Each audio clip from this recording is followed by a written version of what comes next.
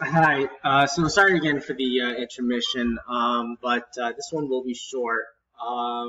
So that's what I noticed when I was going through these codes and these categories was that these categories I felt like the whole process of you know um, reading the data, reading the information, finding the codes for it, and then finding the categories, and then from the categories finding things that are similar themes.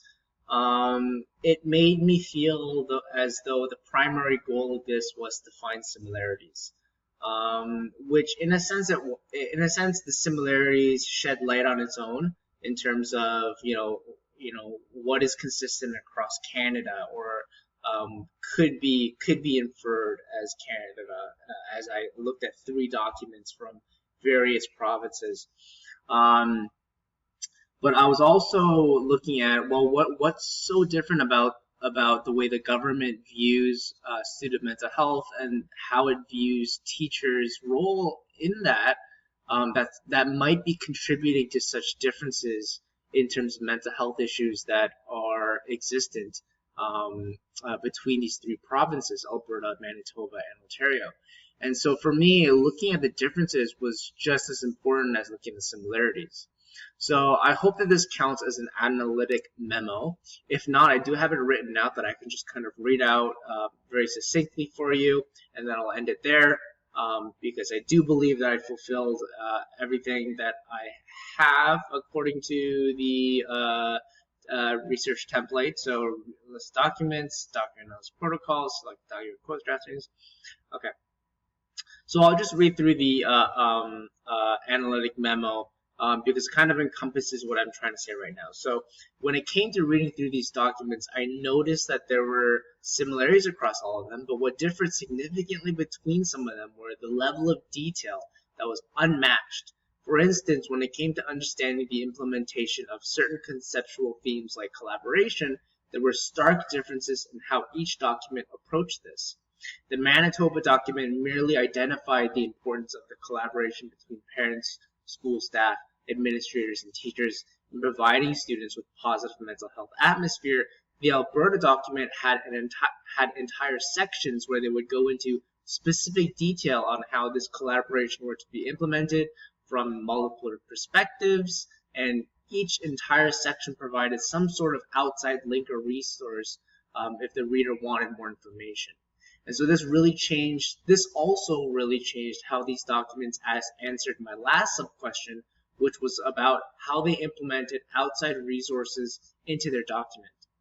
For instance, both the Ontario document and Alberta document embedded several links and resources for not just services in their provinces, but links to curriculum templates and lesson plans that were inclusive of mental health education, whereas the Manitoba document talked about a separate mental health guide and provided information regarding that with no other links or reference to specific services involved in their community. So it felt like it was at times an unfair comparison despite all three documents fulfilling my criteria as selection. Both Alberta's and Ontario's mental health guides were incredibly thorough in similar ways. Differences were primarily in formatting, although Ontario's document, I'll add, also had this extra information of addressing very specific mental illnesses and those certain symptoms and signs to look for, which was something that Alberta didn't mention at all. The Manitoba document seemed to just go over the importance of positive mental health in schools, but no real specific strategies to implement these concepts into practice.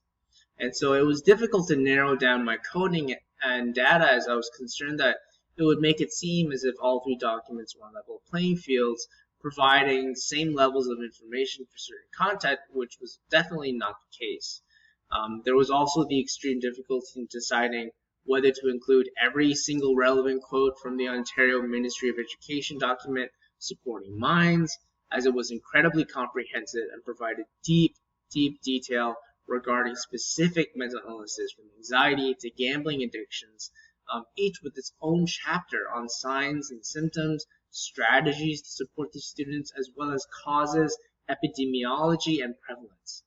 It was clear that this document was the most detailed in providing, specifically for teachers, ways in which they could identify and support students, not just with mental health issues in general, but specific mental health issues. I was unsure whether to include every single instance of information into my coding system, at least for this assignment, as it would simply seem repetitive, although the repetition speaks to how comprehensive it is, in comparison to the more generalized approach that the other two documents had on promoting positive student mental health.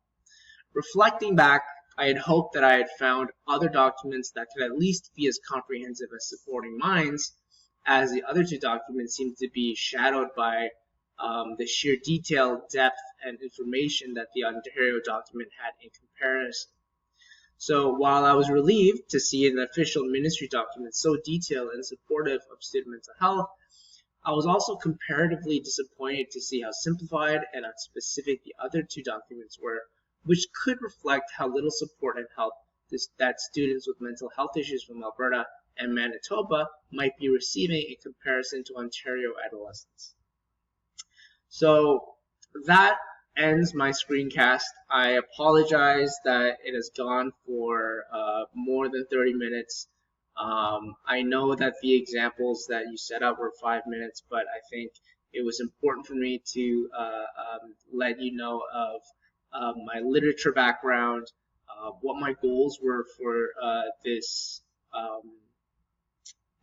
research that I had in mind, why I chose these documents, and why that I think these themes, while important on its own, I think the differences are equally just as important, if not more, as a way to reflect the demographic differences in terms of mental illnesses that exist in Alberta, Ontario, and Manitoba. So that ends it right there. I can and will provide files for these three documents. Any other information that you wish, I will provide.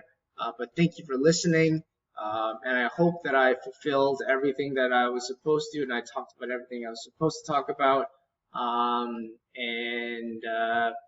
That's it. Thank you very much. Enjoy your holidays, and my apologies again for this exceedingly long video set in 3 different sections.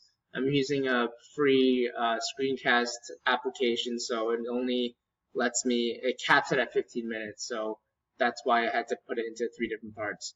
But thank you very much. I will enjoy your holidays. I will see you again soon. Bye.